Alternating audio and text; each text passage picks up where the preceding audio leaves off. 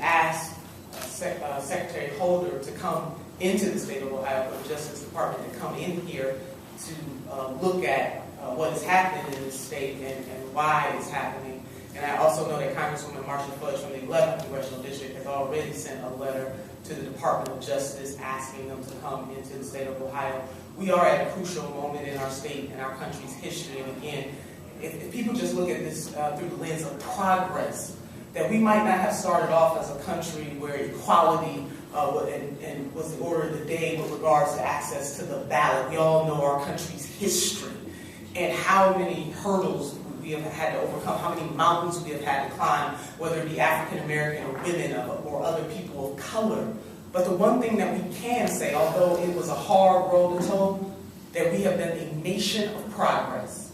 And what is happening in the state of Ohio is a slap in the face to all of our foremothers and forefathers that fought so hard, and for people who gave blood and sweat and tears, because people actually died to gain the right to vote. And in the 21st century in the state of Ohio, to have a GOP-led legislature and to have a current Secretary of State who is just taking us back in a way that is not productive for any voter in this state. This should not be a partisan issue.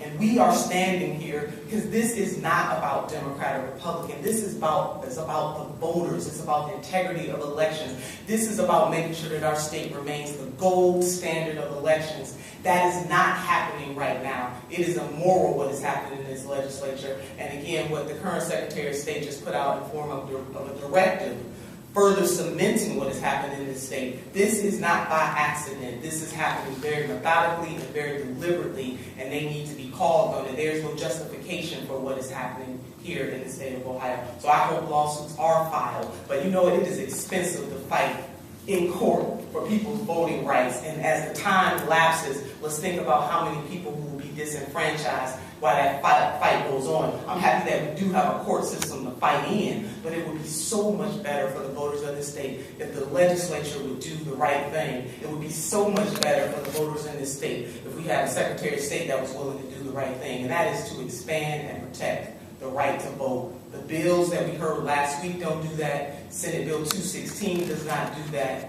and so we're going to continue to fight. And Representative Reece and the Ohio Legislative Black Caucus to get that in the Constitution so it's not at the whim of politicians who will have the upper hand, who will not, I think is really good. And I want to make another point to what Representative Clyde had to say. You know, there is this directive, you know, is out of line with the revised code. So that's another point that needs to be made here. And what does the Ohio Revised Code say about the process of issuing directives? Ohio Revised Code Section 3501.053 that temporary directives may only be issued within 90 days of an election and remain in force until 40 days after that election, and permanent directives cannot be issued during the period that begins 90 days before an election and ending 40 days after that election, and must submit to public comment.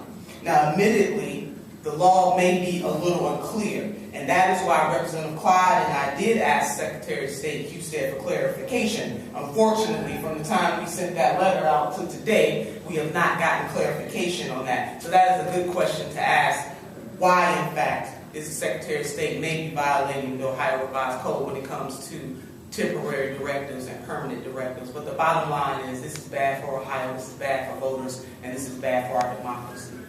Thank you.